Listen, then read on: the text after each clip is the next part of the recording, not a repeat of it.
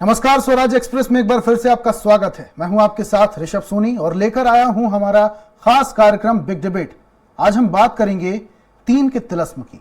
22 मार्च 2020 मध्य प्रदेश की सियासत में वो तारीख है जिस दिन सिंधिया के सहारे शिवराज सिंह चौहान ने सूबे के सीएम के तौर पर वापसी की थी।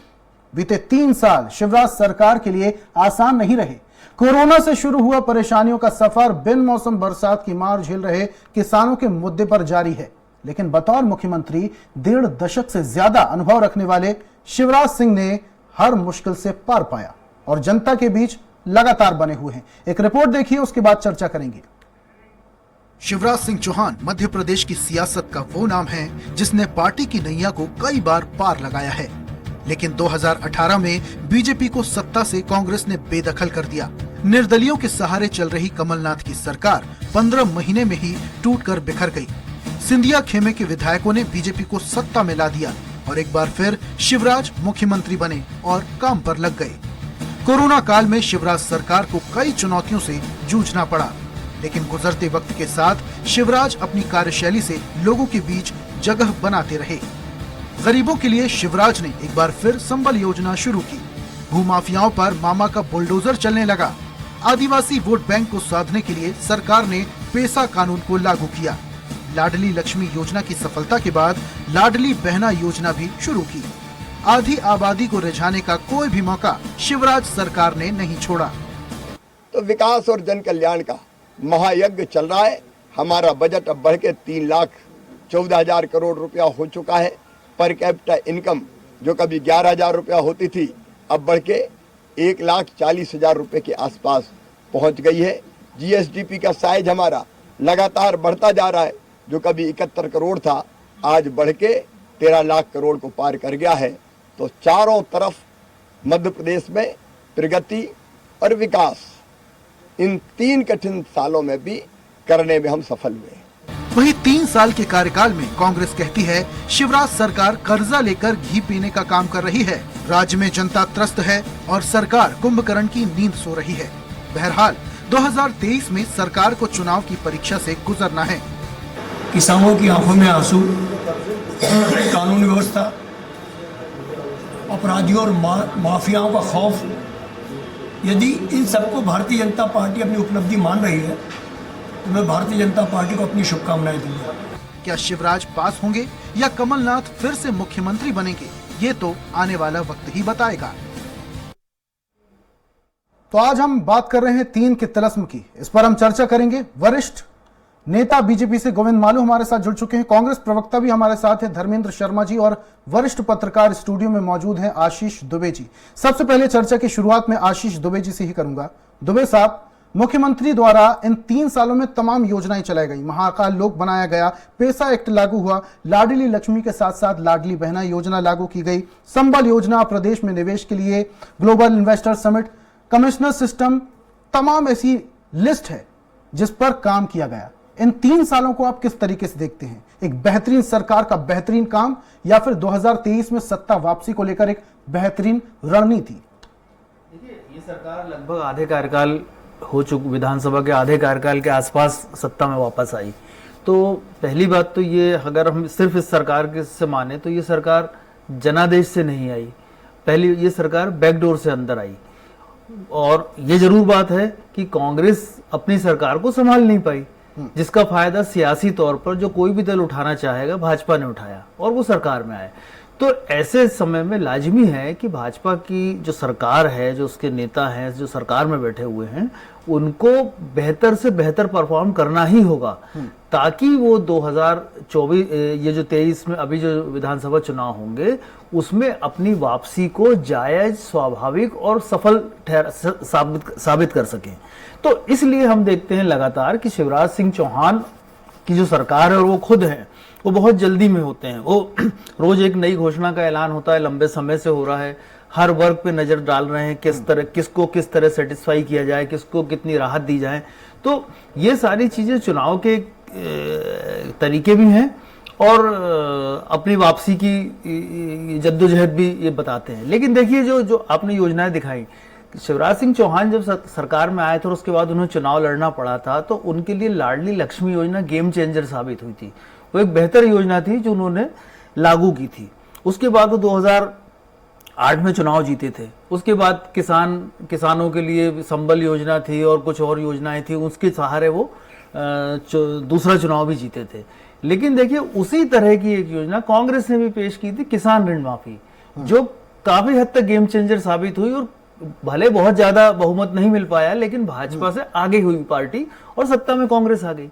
तो इस तरह की योजनाओं का जो सिलसिला है चुनाव के समय चलता है, लेकिन जनता किस चीज को बहुत ज्यादा पकड़ पाती है, जनता के दिल में कौन सी चीज उतरती है, और सबसे बड़ी बात है किस दल की नीयत पे और उनकी कथनी करनी दोनों पे भरोसा करती है, ये महत्वपूर्ण होता है। तो इसलिए जो है अभी जो लाडली बहना योजना जो लाई गई है, जो बड़े वर्ग को प्रभावित करने वाली योजना है, ये इस योजना को हम अगर सियासी जो आरोप प्रतिरोप है से अलग हटके देखें, तो ये योजना भी कहीं ना कहीं बीजेपी को फायदा पहुंचा सकती है, बशर्ते उसका इम्प्लीमेंटेशन ठीक से हो, समय पे हो। लेकिन उसी के साथ देखिए, उसी के बरक्स यदि देखें तो कांग्रेस ने भी एक योजना पेश की, किसान ऋण माफी तो उनकी पुरानी है, उन्होंने ओल्ड पेंशन स्कीम पर फोकस किया है, जो एक बहुत बड़े वर्ग को प्रभावित करती है योजना। वो भी एक ऐसा है जो आम आदमी के परिवार को, उनके मर्म को छूती है। तो इन दोनों योजनाओं के साथ साथ इन दोनों दलों की क्रेडिबिलिटी का मुकाबला है। अभी हाल में ही कमलनाथ ने एक घोषणा कांग्रेस की तरफ से की है कि 500 रुपए का सिलेंडर दिया जाएगा। तो ये जो योजना है ये बहुत, इसके अलावा उन्होंने एक घोषणा और की आशीष साहब कि अब 1000 की जगह 1500 में महिलाओं को दिए जाएंगे। यकीनन तो आंकड़ा बढ़ जा रहा है, लाडली कहीं ना कहीं इसमें कंपटीशन भी आ जा रहा है। अब वापस से आऊंगा आशीष साहब आपके पास, कांग्रेस प्रवक्ता धर्मेंद्र जी भी हमारे साथ जुड़े हुए हैं, उनकी ओर बढ़ूंगा।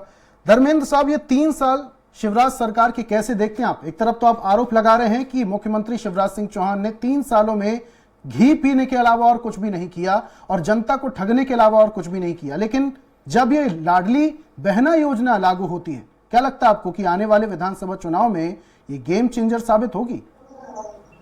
नमस्ते ऋषभ जी। जी नमस्कार। आप बताइए, 2021-22 में मध्य प्रदेश के प्रत्येक नागरिक पर 24,000 प्रति व्यक्ति कर्जा था, जो 22-23 में बढ़कर 48,000 हो गया। एक साल में शिवराज सरकार ने कितना कर्जा लिया है, आप इससे अंदाजा लगा लीजिए कि वो डबल हो गया। मध्य प्रदेश का कर्जा लगातार बढ़ रहा है और प्रदेश सरकार हर दिन एक नए कर्ज लेने की घोषणा करती है। तो कर्ज से सरकार चला रहे हैं शिवराज सिंह। अब शिवराज सिंह जी बताएं कि 18 साल हो गए, माफ कीजिएगा, बड़े निवेदन के साथ आपको रोकना चाह रहा हूं, लेकिन ये जो कर्ज लिया जा रहा है ये भी जनता की भलाई के लिए किया जा रहा है ना, योजनाओं को क्रियान्वयन के लिए किया जा रहा है। मुख्यमंत्री शिवराज सिंह चौहान या बीजेपी पार्टी कर्ज लेकर अपने पास तो नहीं रख रही। ऋषभ जी, मैं आपका ध्यान उसी ओर आकर्षित कराना चाह रहा हूं। आप बताएं, आपने कर्ज लिया और आधे से ज्यादा पैसा योजनाओं के विज्ञापन में खर्च कर दिया। आप जनता को क्या दे रहे हैं? आपने रोजगार मेले के नाम पर 1121 रोजगार मेले लगाए, लेकिन नौकरी कितने लोगों को मिली? आज शिक्षित 29 लाख शिक्षित बेरोजगार मध्य प्रदेश में है। युवाओं को रोजगार नहीं है मध्य प्रदेश में। महिलाओं की बात ये कर रहे हैं, महिला उत्पीड़न में मध्य प्रदेश नंबर 1 है। अभी हमने देखा किस प्रकार से एक आदिवासी महिला के साथ मध्य प्रदेश की सरकार ने उसके परिजनों पर मुकदमा लगा दिया। जिस पीड़ित महिला के साथ अन्याय हुआ, अत्याचार हुआ, उसी के परिवार को शिवराज सिंह जी की सरकार ने 307 का आरोपी बना दिया। ये कहां का न्याय है? आप केवल झूठ और घोषणा करने का काम करते हैं। शिवराज सिंह जी का नाम घोषणावीर मुख्यमंत्री इसीलिए पड़ा कि 18 साल से प्रदेश के मुख्यमंत्री है। हर साल एक नई घोषणा करते हैं, करते कुछ नहीं है, केवल विज्ञापनों के माध्यम से जनता को लालच देकर, उनको बरगलाकर उनका ध्यान भटकाने का काम करते हैं। असल मुद्दों पर पूरी भारतीय जनता पार्टी बात करना नहीं चाहती। महंगाई की बात अगर हम करते हैं तो ये बोलते नहीं है। हमने कहा, कमलनाथ जी ने कहा है, हमारी सरकार आएगी, हम मध्य प्रदेश की उन महिलाओं को 500 रुपए का गैस सिलेंडर देने का काम करेंगे। आज एक गैस सिलेंडर 1200 रुपए का है। हमने कहा है कि जो हमारे शासकीय कर्मचारी हैं, बेचारे जो 40-50 साल अपनी सेवाएं सरकार में देते हैं, उनके वृद्धा पेंशन, ओल्ड पेंशन की बहाली हम करेंगे। जिससे उनका आने वाला जो व्रतकाल का जीवन है वो सुरक्षित रहे। उस पेंशन को बंद करने का काम भाजपा ने किया।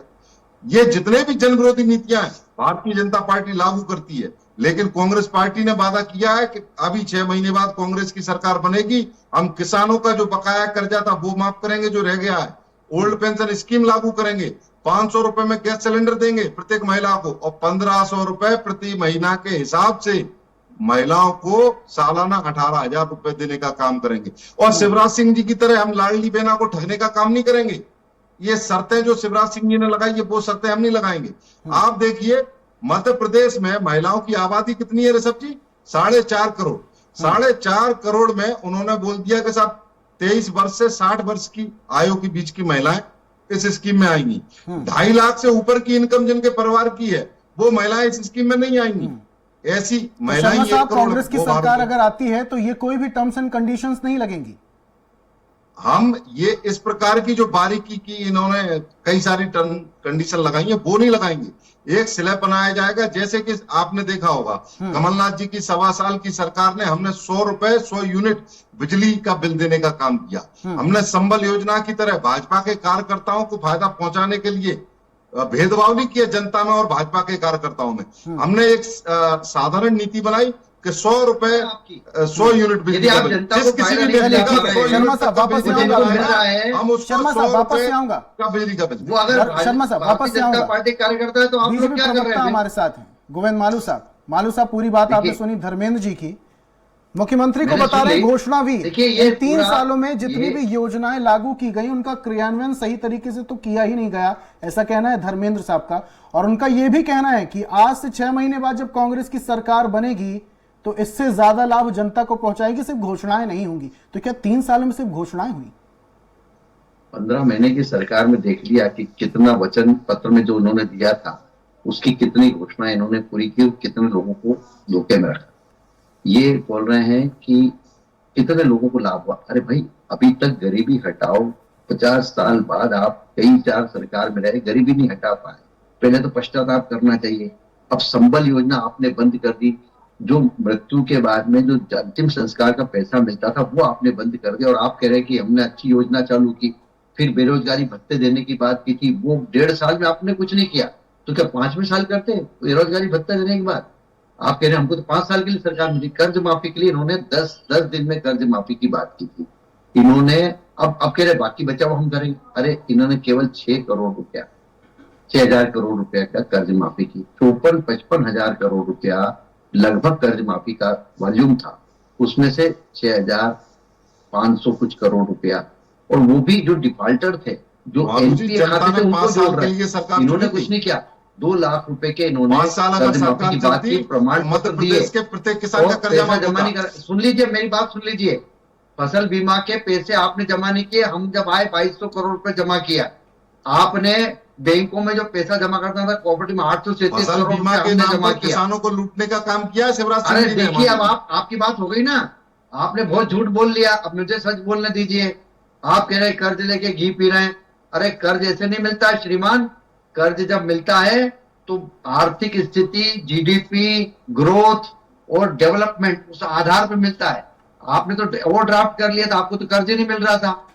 और हमने कोई ओवरड्राफ्ट नहीं किया। हमें कर्ज कब मिलता है? जब आपकी आर्थिक सेहत ठीक हो और आप उससे जनरेट कर रहे हैं, कुछ विकास कर रहे हैं, उत्पादकता बढ़ा रहे हैं, लेकिन उसके मालू आधार साहब, पर पैसा मिलता है। लेकिन ऐसा नहीं मालू मिलता है साहब कर्ज। माफ कीजिएगा, निवेदन के आपको साथ कर्ज रोकना चाह रहा हूं प्रदेश- आपको, लेकिन कर्ज और- अगर लिया जा रहा है तो इसका सीधा असर या अप्रत्यक्ष तौर पर जनता पर ही असर होगा ना। सरकार ने तो कर्ज देखिए, ले लिया, लेकिन इसका असर रीपेमेंट भी हो जनता रहा है पर ना। भी पड़ेगा। ये रीपेमेंट भी हो रहा है, वापस भी मिल रहा है, और उससे उत्पादकता बढ़ रही है। प्रति व्यक्ति आय 1,40,000 रुपए कैसे हो गई लोगों की? जीडीपी ग्रोथ कैसे हुई? विकास दर कैसे बढ़ी? किसान जो कृषि की विकास दर थी वो सबसे उच्च स्तर पर भारत में कैसे है? गेहूं के उत्पादन में नंबर 1 कैसे है? तो ये सब चीजें कहां से आई? ये उत्पादकता बढ़ने से आई। जो हम इंफ्रास्ट्रक्चर डेवलपमेंट कर रहे हैं, जो हम बाकी सुविधा जन कल्याण के काम कर रहे हैं, उससे रोजगार मिल रहा है। रोजगार मिल रहा है, उनको पैसा मिल रहा है, मांग बढ़ रही है। मांग बढ़ रही है तो उसकी आपूर्ति के लिए नए ऋषभ जी, उद्योग खुल मेरा रहे हैं, जवाब व्यापार बढ़ दीजिए। रहा है, व्यापार बढ़ रहा है हाँ, तो शर्मा रेवेन्यू साहब आ रहा है, आपके पास रेवेन्यू आ रहा है तो हम चुका रहे हैं उसका पैसा, ब्याज भी चुका रहे हैं, पैसा भी चुका रहे हैं। इन्होंने तो पराए माथे परमानेंट करने की बहुत कोशिश की, कर्जा लेके इन्होंने गाड़ियां खरीदी और बंगले सजाए, इसके अलावा कुछ नहीं किया इन्होंने। और रोज एक इनका उद्योग चला, तबादला उद्योग, रोज एक दूध की बंदी की तरह एक सूची आती थी और उसके अंदर लेन देन के लिए 4-5 अलग अलग काउंटर थे इनके। इसके अलावा जब इनकी सरकार आई तब बिजली गायब, जब इनकी सरकार आई तब गड्ढे हो गए सड़क में।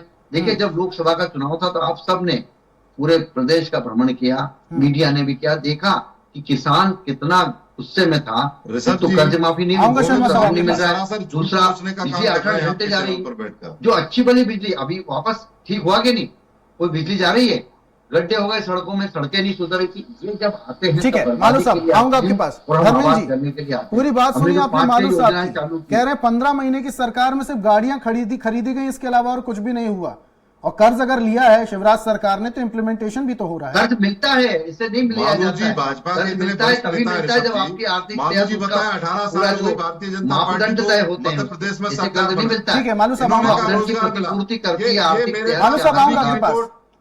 अभी की रिपोर्ट है ये, मध्य प्रदेश के बड़े अखबार में प्रकाशित हुई और सरकार ने जवाब दिया विधानसभा में कि हर महीने 1.25 लाख बेरोजगार मध्य प्रदेश में बढ़ रहे हैं।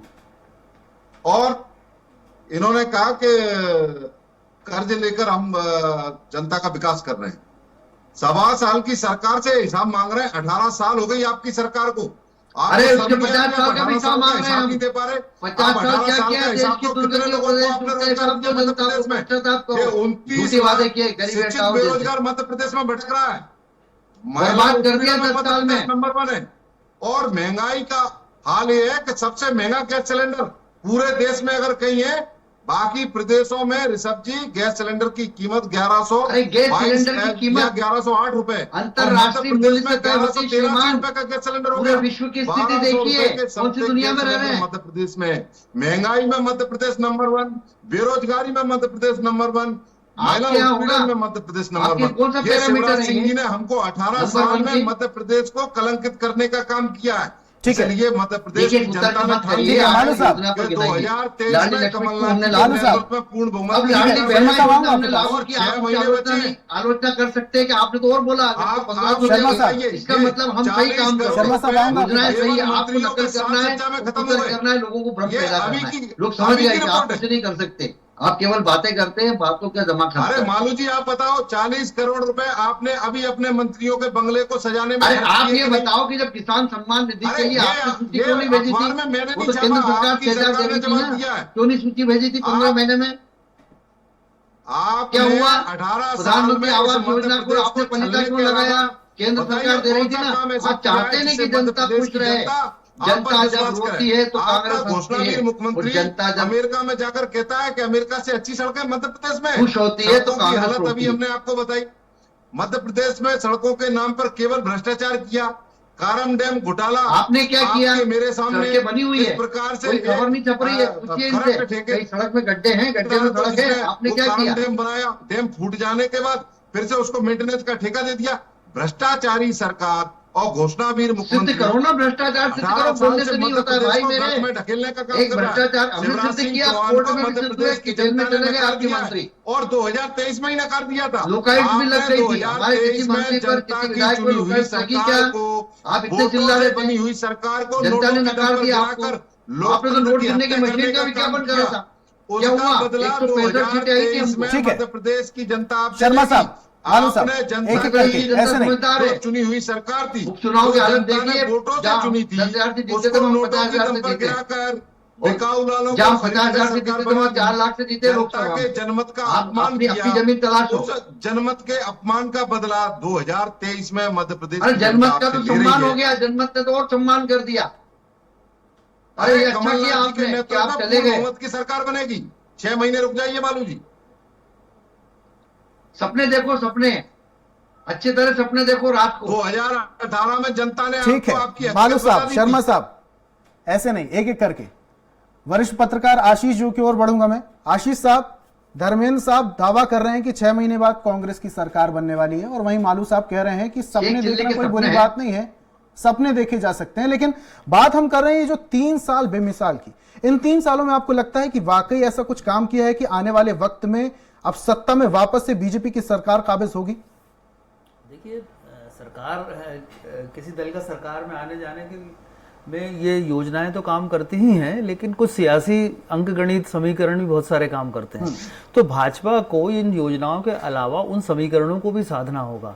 अभी भाजपा की जो विकास यात्राएं जो सरकार ने निकाली थी, उन विकास यात्राओं का जो आउटकम है उस पर भी मंथन पार्टी के अंदर चल रहा है। जो गाहे बगाए खबरें आती हैं, बहुत सारी चीजें ऐसी हैं। भाजपा में लंबे समय से सत्ता में रहने की वजह से कई लोग जो हैं जो उपेक्षित हैं, दरकिनार हैं, जिन्हें उनके अनुभव के हिसाब से महत्व नहीं मिला, जिनको पार्टी में कुछ मिलना चाहिए, जिसको हम कहते हैं कि कोई दर्जा मिलना चाहिए, कोई इंपॉर्टेंस मिलना चाहिए, वो नहीं मिला। तो एक बहुत बड़ा कॉर्डर जो है इस वजह से भी परेशान है भाजपा में। और भाजपा का जो यहाँ का जो निजाम है वो इस चीज को समझ भी रहा है और इन चीजों को दूर करने की कोशिश भी हो रही। तो भाजपा को ये सबसे बड़ी चुनौती होगी कि उसको कांग्रेस से तो लड़ना है, उसको अपने अंदर भी एक लड़ाई कह ली या एक संघर्ष करना। कि कुछ समय पहले तक जब बीजेपी आरोप लगा रही थी कांग्रेस पर, टुकड़े टुकड़े गैंग कहा जा रहा था, अंदर खाने फूट की बातें की जा रही थी, वैसी स्थिति बीजेपी में भी बन सकती है। निश्चित तौर पे बीजेपी, क्योंकि बीजेपी लंबे समय से सत्ता में है, तो जब कोई पार्टी सत्ता में होती है तो बहुत सारे उसके प्लस माइनस भी उभरते हैं, बहुत सारी चीजें होती हैं। दूसरी, भाजपा के साथ सबसे जो मुझे लगता है अभी सत्ता में आने के पहले जो ब्यूरोक्रेसी की जो एक समस्या है मध्य प्रदेश में, वो उस पर एक प्रभावी नियंत्रण नजर नहीं आता। कई जगह पर कई बार कुछ अलग अलग चीजें होती हैं, शिकायतें लगातार उभरती हैं। अभी जिस तरह से विकास यात्राओं में देखा गया कि नए रजिस्ट्रेशन किए गए योजनाओं के तहत जो सरकारी योजनाओं में पात्र हितग्राहियों को जोड़ा गया, ये एक उपलब्धि हो सकती है कि हमने इतने नंबर जोड़े। लेकिन ये भी तो बात हो सकती है कि एक पार्टी इतने लंबे समय से सरकार में चल रही है तो वो लोग योजना से दूर क्यों थे? तो इस तरह के बहुत सारी चीजें देखनी पड़ेंगी। बावजूद मैं मानता हूं कि भाजपा के पास एक बड़ा संगठन है, सरकार में है वो, तो उनका अपर हैंड भी है चुनाव में। तो इसलिए भाजपा के साथ कांग्रेस की जो लड़ाई है, कांग्रेस के लिए भी बहुत आसान नहीं होगी, क्योंकि 5 साल एक बड़ा संगठन है बीजेपी, लेकिन कहीं ना कहीं यहां पर कांटे की टक्कर मध्य प्रदेश में देखने को मिल सकती है। समय की बाध्यता है, जल्दी से और सवाल ले लेता हूं मालू साहब से। मालू साहब, एक नारा मुझे याद आ रहा है, बहुत हुई महंगाई की मार, अब की बार मोदी सरकार, अब की बार शिवराज सरकार। क्या चाह रहे हैं आप कि 15 महीने की सरकार में कमलनाथ की सरकार सब कुछ कंट्रोल कर लेती, सारा कुछ अच्छा कर देती? ऐसा तो संभव हो नहीं सकता था। देखिए, 15 महीने की सरकार, जो हमारी योजनाएं चल रही थी, जो हमारा आर्थिक जो ढांचा और जिस तरह के आर्थिक अनुशासन चल रहा था, उसका पालन कर ही सकती थी। जो उत्पादक व्यय थे उन पर ध्यान देती, अनुत्पादक व्ययों को हमने हतोत्साहित किया, वो तो कर ही सकती थी। जो योजनाएं चल रही थी उनको बंद नहीं करके उनको ठीक तो कर ही सकती थी, क्रियान्वयन तो ठीक करती थी। केंद्र की जो योजनाएं सीधे लाभार्थियों को जो मिलने वाली थी उनको बाधा तो नहीं डाल सकती थी। ऐसी कई सारी बातें हैं। और जहां तक बात है कि हमने क्या किया, हमने वैश्विक स्थिति के बाद भी हमारे यहाँ पूरी तरह से सब चीजों को नियंत्रित करा है।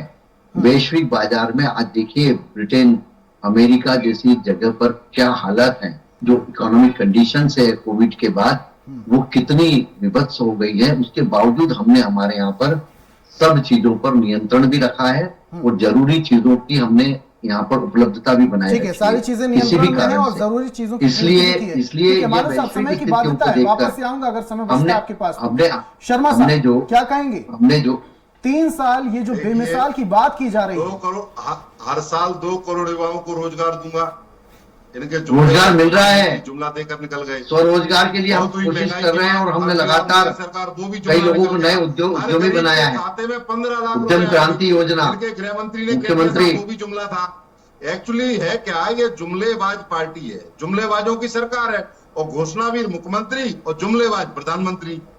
इस मध्य जनता तो सब समझ रही है, आपके चश्मे से नहीं देख रही है, आपके कहने से नहीं समझ रही। पार्टी ने असल मुद्दों से ध्यान भटकाना, और जब इनसे पूछा जाए कि साहब आपने रोजगार का क्या किया, 9 साल आप सही मुद्दों पे लाओ लोगों को। प्रधानमंत्री अगर आपने 9 साल की सरकार का हिसाब आपकी प्रामाणिकता यदि है तो जनता के बीच में जाइए ना भाई, घर में बैठ के क्यों सवाल करते हैं, ट्विटर और फेसबुक पे चलाते हैं। सवाल करेंगे, शर्म करो मालू जी, अब जनता भी जान। अरे शर्म तो आपको करना चाहिए। शर्म के मारे गड्ढे में अंदर दफना दिया कांग्रेस ने पूरे देश में, मध्य प्रदेश की। आशीष जी, कंक्लूजन। देखिए, मैं एक बात मानता हूं कि जैसे बात आती है कि 15 महीने की कांग्रेस की सरकार निश्चित तौर पर कांग्रेस सरकार चलाने में नाकाम साबित हुई, लेकिन एक 17-18 साल की सरकार का कंपैरिजन 15 महीने की सरकार से करना भी थोड़ी ज्यादती होती है, क्योंकि काम करने के लिए थोड़ा समय भी चाहिए, योजनाओं को अमल में लाने के लिए और जनता के दिल में वो उन योजनाओं की पैठ बनाने में समय लगता है। तो ये थोड़ी सी ज्यादती होती है। बावजूद में ये लगता है कि इस चुनाव में कांग्रेस को उस पिछले चुनाव से ज्यादा मेहनत करनी पड़ेगी, क्योंकि एक बेहतर जो वो मुकाम पे पहुंची थी वो उसके हाथ से फिसल गई। लेकिन एक बात और भी है, जो ये योजनाओं की बात आती है, ये एक अपेक्षा वर्ग की जा सकती है कि ये जो योजनाएं लाई जा रही है, 1500 रुपए हम देंगे, 1000 रुपए हम हर महीने देंगे, इसकी बजाय कुछ काम वगैरह कुछ किसी को दिया जाए, महिलाओं को दिया जाए, युवाओं को दिया जाए, तो काम से बहुत प्रोडक्टिविटी बढ़िया बढ़े। बात की है दुबे साहब आपने कि ऐसी चीज 1000 रुपए सामने महीना देने से बेहतर है कि महिलाओं के लिए रोजगार मुहैया कराई जाए, ताकि वो 1000 की जगह 10,000 रुपए कमा सके, जिससे उनकी आर्थिक स्थिति भी बदलेगी और समाज में भी बहुत ज्यादा सुधार आएगा। बहुत बहुत शुक्रिया तीनों मेहमानों का इस चर्चा में शामिल होने के लिए। बीजेपी से वरिष्ठ नेता गोविंद मालू हमारे साथ जुड़े हुए थे, कांग्रेस से धर्मेंद्र शर्मा हमारे साथ जुड़े हुए थे और वरिष्ठ पत्रकार आशीष दुबे हमारे साथ जुड़े हुए थे। तीनों मेहमानों का इस चर्चा में शामिल होने के लिए और अपने तर्क रखने के लिए बहुत बहुत शुक्रिया। और आज हम बात कर रहे थे 3 के तिलिस्म की। अब देखने वाली बात यह है कि 3 सालों में किए गए कामों का फायदा आने वाले 2023 के विधानसभा चुनाव में शिवराज सरकार को कितना होता है, यह देखने वाली बात होगी। एक नए विषय के साथ, एक नई चर्चा के साथ कल फिर हाजिर होंगे। तब तक के लिए मुझे दीजिए इजाजत और आप देखते रहिए स्वराज एक्सप्रेस। नमस्कार।